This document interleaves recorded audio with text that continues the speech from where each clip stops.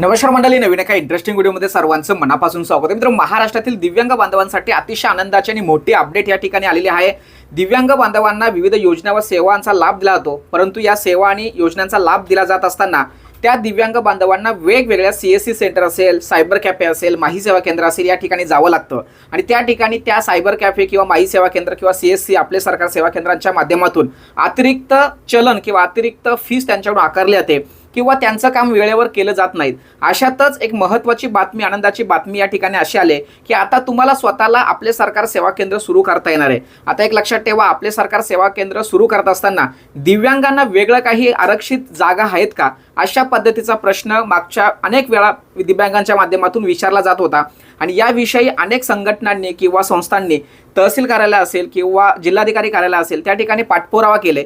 अखेर जळगावमध्ये दिव्यांगांसाठी सेपरेट CSC केंद्र सुरू करण्यात आले आणि या संदर्भात महत्त्वाची बैठक पार पडली. या बैठकी संदर्भात न्यूज पत्रामध्ये महत्त्वाचं अपडेट आलेली आहे आणि या संदर्भात निर्णय घेताना दिव्यांग पुनर्वसन अधिकारी SP गणेशकर हे जे काय आहेत यांनी एक महत्त्वाचा निर्णय घेतला की दिव्यांग बांधवांना वेगवेगळ्या सेवा सुविधा एका छताखाली आणण्याचा प्रयत्न केलाय.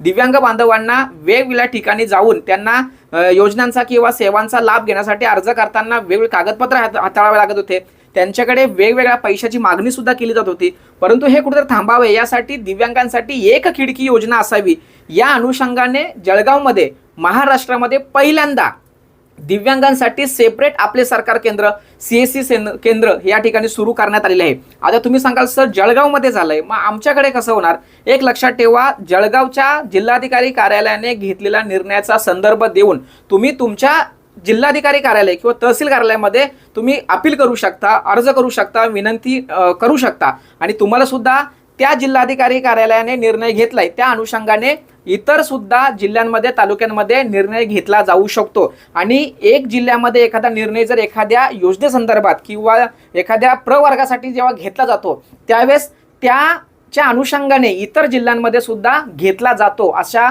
पद्धतीचा अनुभव आहे. त्यामुळे तुम्ही सुद्धा तुमच्या जिल्हाधिकारी कार्यालयामध्ये मागणी करायची. आता एक लक्षात ठेवा, म्हणजे आता एक तर क्लिअर झालं की जिल्हा स्तरावरती दिव्यांगांसाठी सेपरेट आपले सरकार सेवा केंद्र सुरू होणार. इच्छुक लोकांना त्या ठिकाणी संधी द्यायची. मग इच्छुक लोकांना संधी द्यायची तर मग जळगावचा संदर्भ घेऊन आपण त्या ठिकाणी आपल्या दिव्यांगांसाठी मागणी करू शकतो की आम्हाला सुद्धा जे काही बंद होणारे CSC सेंटर आहेत ते आम्हाला दिले गेले पाहिजे. तर अशा पद्धतीने या ठिकाणी महत्त्वाचे अपडेट दिले. काळजी करू नका, तुम्हाला सुद्धा तुमच्या जिल्ह्यातून अशा पद्धतीची 100% बातमी येईल आणि आपण सुद्धा त्याविषयी पाठपुरावा करूया. प्रत्येक जिल्ह्यातील, प्रत्येक तालुक्यातील जे दिव्यांग बांधव आहेत त्यांच्यासाठी निदान एक तरी CSC सेंटर कशा पद्धतीने उभं राहता येईल यासाठी आपण सर्वजण प्रयत्न करूया. जळगाव जिल्ह्यांमध्ये जे काही CSC सेंटर सुरू झालंय त्या जिल्ह्याच्या अनुषंगाने प्रत्येक तालुक्यामध्ये 5 असे समन्वयक म्हणजे जे दिव्यांगांसाठी काम करतील त्यांना प्रशिक्षण देऊन त्यांना त्या ठिकाणी त्यांची जबाबदारी दिलेली आहे की तुम्ही दिव्यांगांसाठी काम करावं. तर अशा पद्धतीने अतिशय चांगला असा निर्णय या ठिकाणी घेतलाय. हा निर्णय संपूर्ण महाराष्ट्रामध्ये टप्प्याटप्प्यात लागू होत असतो, झालेला आहे. म्हणून हा निर्णय महाराष्ट्रामध्ये लवकरात लवकर लागू व्हावा यासाठी आपण सर्वजण मिळून प्रयत्न करूया, पाठपुरावा करूया, कारण दिव्यांगांसाठी एक रोजगाराची संधी उपलब्ध होईल आणि हा निर्णय दिव्यांगांच्या हितासाठी अतिशय महत्त्वाचा आहे असं मला वाटतंय.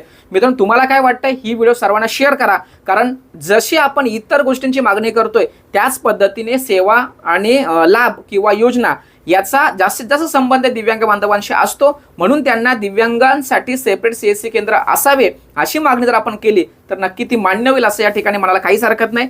सदर व्हिडिओ सर्वांना शेअर करा. भेटूया पुढील व्हिडिओसह. तोपर्यंत धन्यवाद. जय हिंद, जय महाराष्ट्र.